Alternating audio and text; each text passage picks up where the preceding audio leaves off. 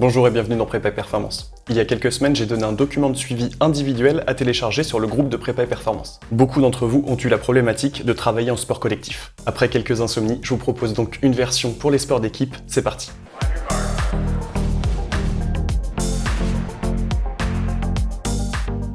La saison 2020-2021 arrive à grands pas. Avec cette période de confinement, la préparation a peut-être même déjà débuté pour certains d'entre vous. L'idée est donc de vous proposer cet outil le plus tôt possible pour que vous puissiez l'utiliser cette saison. Plutôt que d'uniquement le mettre en téléchargement sur le groupe, j'ai pensé qu'une vidéo explicative serait nécessaire. En effet, celui-ci connaît quelques petites adaptations comparativement à la première version. L'idée est donc d'être sûr que chacun l'utilise comme il a été pensé. En échange de ce cadeau, je vous demande une faveur. Afin d'améliorer ce document et qu'il soit de plus en plus développé, je voudrais connaître vos impressions. Bien évidemment, je ne vous demande pas ça après 48 heures d'utilisation. Mais pour les personnes qui joueront le jeu de l'utiliser, n'hésitez pas à me faire un retour sur les manques, les améliorations, etc. C'est une fois approprié que l'on se rend compte de ce que l'on a et de ce que l'on souhaiterait avoir. L'idée est de répondre aux besoins de chacun pour faire avancer la qualité du suivi. Entrons dans le vif du sujet, c'est parti. Sur la première feuille, intitulée Data Séance, vous trouverez, comme dans le précédent document, les listes d'activités et listes de joueurs tout à gauche. L'idée est donc d'y remplir vos différentes options d'entraînement et le nom de vos joueurs.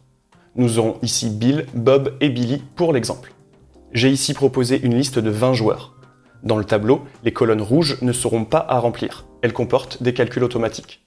Les bleus, en revanche, vous permettront de rentrer les dates d'entraînement, de sélectionner le type d'activité, le joueur, la durée de séance et enfin le RPE perçu post-séance.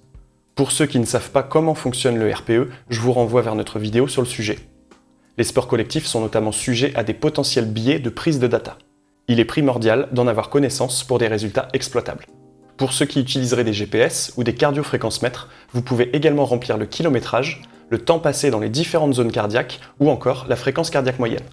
La seconde feuille vous permettra de remplir l'indice de Hooper de chaque joueur si vous souhaitez prendre également ces données de façon collective. En troisième feuille, j'ai laissé un outil au choix que vous pourriez remplir à l'envie. L'idée est de permettre de prendre en compte une donnée particulière qui vous paraît importante et qui ne serait pas déjà présente dans ce suivi. La quatrième feuille va vous proposer un tableau interactif où vous pourrez sélectionner facilement les périodes qui vous intéressent. Que ce soit un mois complet, une semaine, quelques jours, vous pourrez choisir les périodes à étudier ainsi que les joueurs sélectionnés. La feuille suivante, intitulée Edwards, reprend donc cette formule et vous propose un graphique avec le temps moyen passé dans chaque zone. De la même façon, vous pourrez choisir vos joueurs, vos dates, etc. Ensuite, vous rentrerez dans les fiches de suivi avec la feuille collective. Celle-ci regroupera les valeurs moyennes de tous vos joueurs. Vous retrouverez de la même façon que sur le premier fichier le temps d'entraînement moyen, l'indice de Hooper moyen et tous les calculs basés sur le RPE session. C'est sur cette feuille que vous indiquerez la date de début de préparation physique ainsi que le jour. Ces informations s'adapteront sur les autres feuilles. La feuille suivante vous permettra donc de récupérer ces mêmes informations de façon individuelle. Pour ce faire, vous n'aurez qu'à choisir le joueur que vous souhaiterez. De la même façon, sur la feuille suivante, vous pourrez sélectionner un joueur et avoir un comparatif journalier et hebdomadaire sur l'ensemble de la saison en comparaison à la moyenne d'équipe.